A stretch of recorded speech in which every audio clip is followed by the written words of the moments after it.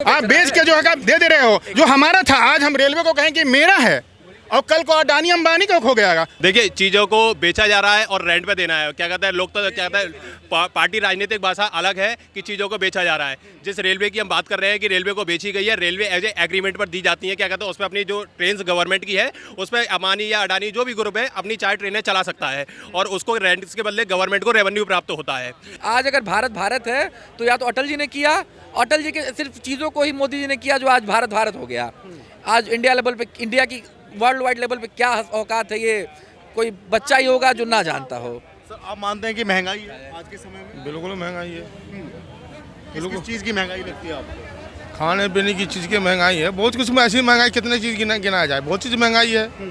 पहले के ज़माने में सिलेंडर था, पहले 500 रुपये 400 रुपये का सिलेंडर था, अब इस टाइम 1200 रुपये का सिलेंडर है।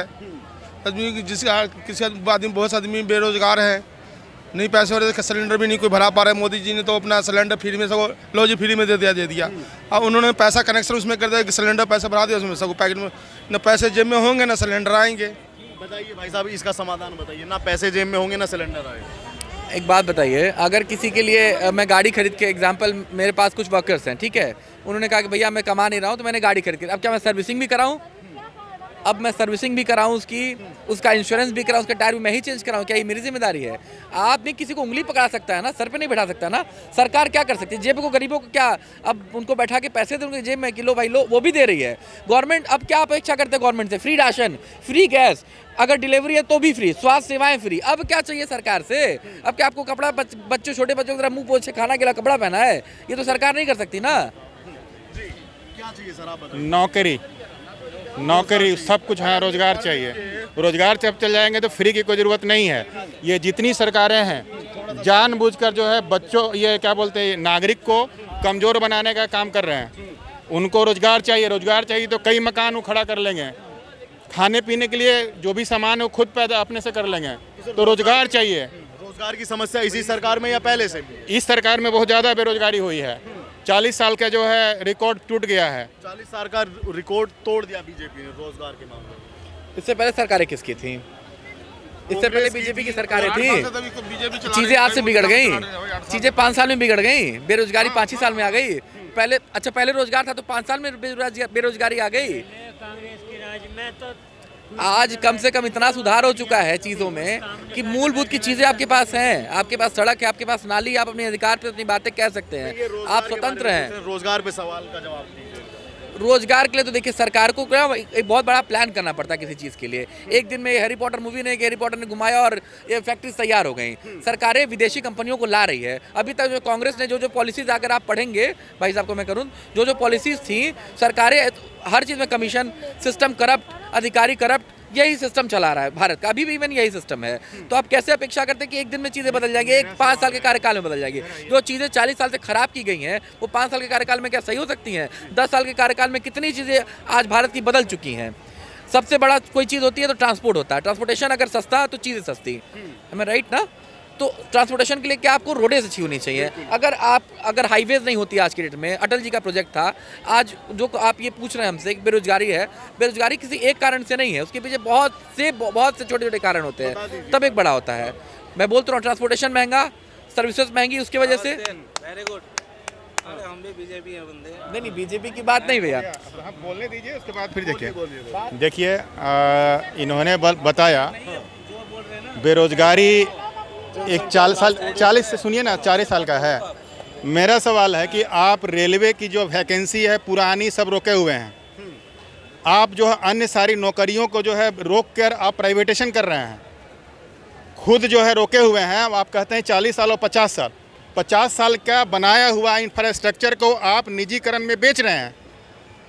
आप अपने आप को बना नहीं पा रहे हैं, समझे ना? तो आप देश को रसातल में लेकर जा रहे हैं। कहीं से जो है ये नहीं है कि आप बहुत ऊंचाई पर ले गए हैं। चीजें बेची जा रही हैं। मैं बताता हूँ, मेरे फादर एक क्लास 1 ऑफिसर थे, ठीक है? तो मैं चीज़ों को बहुत जवाब तो ले सर आपने बोले हो तो इनको भी बोलने दो।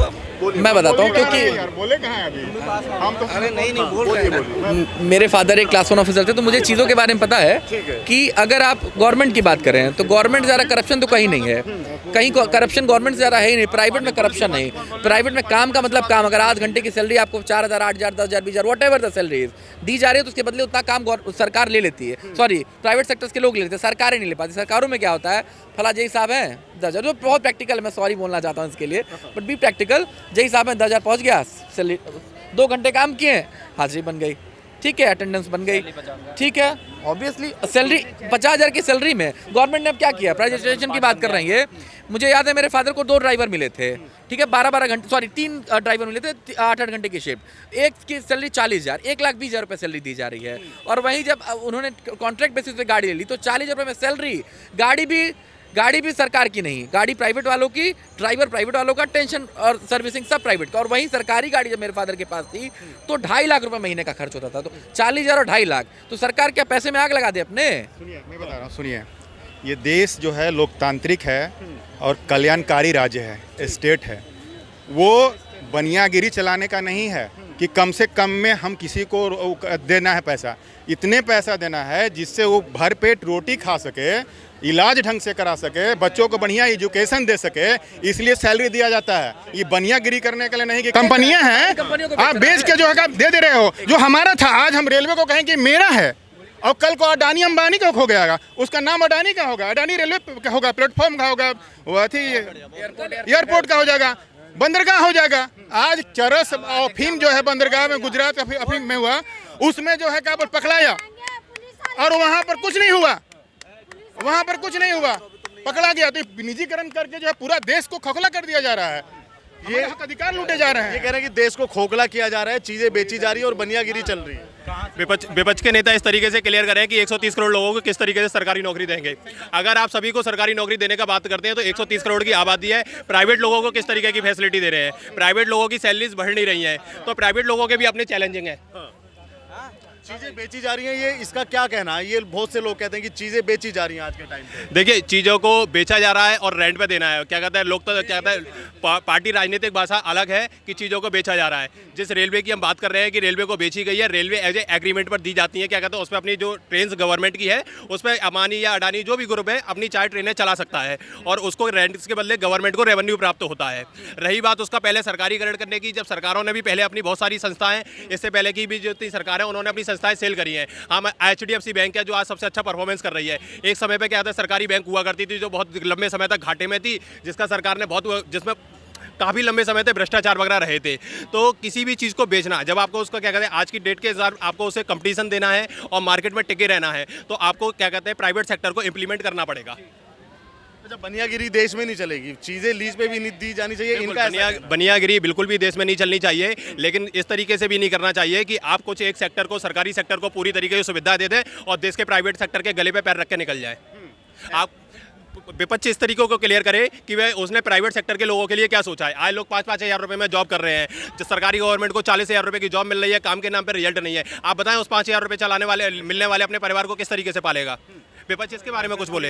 ये जो है ना लोगों का झूठ-मूठ के गुमराह करने की बातें हैं कि सरकारी नहीं करते हैं। सरकारी लोग ही इतना किए हुए हैं कि देश जो है ऊंचाई पे गया है। किसी भी आप सेक्टर में उठा के देखें, कोरोना में जो है ना सारे चले गए थे प्राइवेट वाले, कोई भी काम किया था सरकारी जो है कर्मचारी ही काम किए थे हॉस्पिटल में। तो सरकारी की अहमियत कल भी था, आज भी है। साहब भी जरूर कर रहे हैं। आज बच्चों को पढ़ाने के लिए प्राइवेट स्कूल में, रुकिए, बच्चों को पढ़ाने के लिए प्राइवेट स्कूल में जाएंगे ही, लेकिन जब इंजीनियरिंग कराना होगा ना तो खोजेंगे सरकारी कहाँ पे है, सरकारी जो है उसी में हम पढ़ाएंगे, समझे ना। और एक पहुंच की बात होती है, अगर आप प्राइवेट करा देते हो तो ये इतना आय नहीं है, आय आप कम कर दिए हो। 5,000, 6,000, 7,000 में काम कर रहा है, बच्चे बीमार होंगे, कहाँ जाएंगे? वो प्राइवेट में कितना इलाज हो पाएगा? शिक्षा कैसे हो पाएगी? आपको सरकारी की खूबियाँ बता रहे हैं कि खूबियाँ गलतियां भी होती हैं। देखिए, ये पहले बहुत बड़ा गलत तथ्य है कि हमने कहा कि क्या था, कोरोना में केवल सरकारियों ने काम किया। एक खोमचे से लेके एक ठोली पर चलाने वाले ने जितना भी अपने तन मन से और धन से हो सकता था अपने आधार पर उसने सेवा करी है। प्राइवेट हॉस्पिटलों के कुछ 2-4 उदाहरण देकर आप बोलते हैं प्राइवेट हॉस्पिटल पूरी तरीके से गलत है, कोरोना में उनकी भी सेवाएं गई हैं।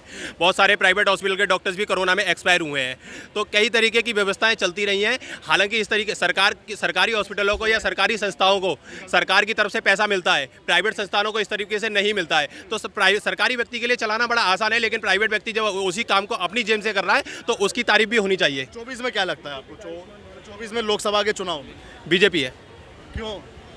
अभी तक कोई दूसरा बड़ा नेता क्या कहता है उनके विपक्ष में नजर नहीं आ रहा है। मोदी को कह रहे हैं कि मोदी की लोकप्रियता घट रही है और लोग बोर भी हो रहे हैं अब। हो सकता है, क्या कहते हैं, कुछ लोगों में परसेंटेज में उनकी लोकप्रियता में घटा आएगा, लेकिन अभी भी एक लॉन्ग टाइम से अगर आप देखेंगे तो पूरे इतने बड़े देश में किसी एक नेता को स्वीकार नहीं करा गया है। अरविंद केजरीवाल भी 1-2 राज्यों में प्रसिद्ध हो सकते हैं, लेकिन भारत में 29 राज्यों में आपको वोट लेना पड़ेगा लोकसभा में बहुमत बनाने के लिए। एक अंकल जी खड़े थे, वो बोल रहे थे कि सरकारी हॉस्पिटल, प्राइवेट हॉस्पिटल, खर्चा ज़्यादा, ये सब मोदी की योजना है आयुष्मान भारत। आयुष्मान भारत में हर किसी को, मतलब मैक्सिमम लोगों को आयुष्मान भारत कार्ड बन चुके हैं सबके। जितने भी आर्मी में, सीआरपी में, या जितने भी ये मान लो गवर्नमेंट सेक्टर में जितने भी लोग हैं, सबके पूरे परिवार वालों के आयुष्मान कार्ड बने हैं। प्राइवेट सेक्टर में सबके आयुष्मान कार्ड बने हैं। 5 लाख रुपए अरविंद केजरीवाल ने किसी को 5 रुपए दिए हैं दवाई के नाम पे? ये कह रहे हैं कि मोहल्ला क्लिनिक, अगर मोहल्ला क्लिनिक इतने बढ़िया होते तो ये इतने सारे हॉस्पिटल क्यों खुलते? इतने सारे मोहल्ला क्लिनिक खोले हैं। अगर तुम्हें दोपहर को 2 बजे के बाद हार्ट अटैक आता है या 2 बजे के बाद तुम्हारी तबीयत खराब हो जाती है, तो मोहल्ला क्लिनिक के लिए भागोगे या किसी बड़े हॉस्पिटल के लिए भागोगे? दोपहर 2 बजे सारे क्लिनिक बंद हो जाते हैं। फैसिलिटी की बात है तो 2 बजे के बाद भी खोले, 24 घंटे की सेवा दे। 2 बजे तक, 10 बजे से 2 बजे तक कौन से डॉक्टर हैं? कितने MBBS डॉक्टर बैठा रखे हैं इन्होंने इसमें? सारे के सारे 10वीं 12वीं के बच्चे हैं। कोई भी बड़ा डॉक्टर किसी भी क्लिनिक में नहीं देखने को मिला। वो तो गुजरात में भी दिल्ली मॉडल लागू करने की बात करते हैं। गुजरात में दिल्ली मॉडल लागू करने की बात करते हैं। गुजरात में आएंगे जब ही तो दिल्ली मॉडल लाएंगे। गुजरात में नहीं आएंगे। गुजरात मोदी जी का होम टाउन है, सीधी सी बात है। शुरू से देख रहे हैं, इतने सालों से जो आदमी एक ही क्षेत्र की सेवा कर रहा है, मैक्सिमम चीज़ें गुजरात में है, वहाँ की पब्लिक जानती है।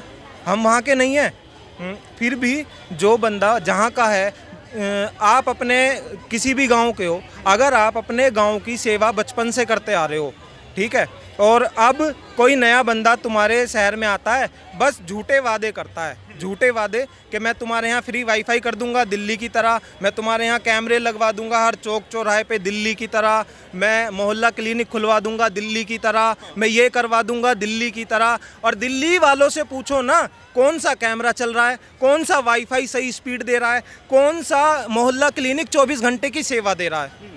पूछो यहाँ की जनता से। अच्छा ये बताइए, बीजेपी लगातार आम आदमी पार्टी के नेताओं की गिरफ्तारी या उन पे ईडी की जांच क्यों करवा रही है? अरविंद केजरीवाल का कहना है कि ये हमें दबाने की साजिश है, क्योंकि बीजेपी हमसे डरती है गुजरात को लेकर और 24 को लेकर। ऐसा कुछ नहीं है। अगर बीजेपी इनसे डरती तो बीजेपी की सरकार ना आती।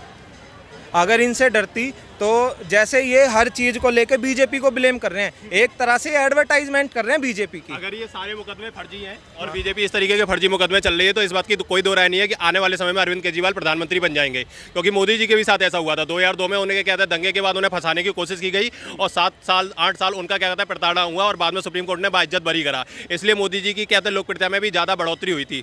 अगर इसी मॉडल पर क्या कहते हैं मनोज सिसोदिया या सत्येंद्र जैन को फंसाने की कोशिश की जा रही है, तो आएंगे कोर्ट में अपने पक्ष में बात रखेंगे और बचाव करेंगे, निकल जाएंगे। लोकतंत्र है, लोकतंत्र में क्या है, आप पे मुकदमा लगता है इसलिए अपराधी घोषित नहीं हो जाते।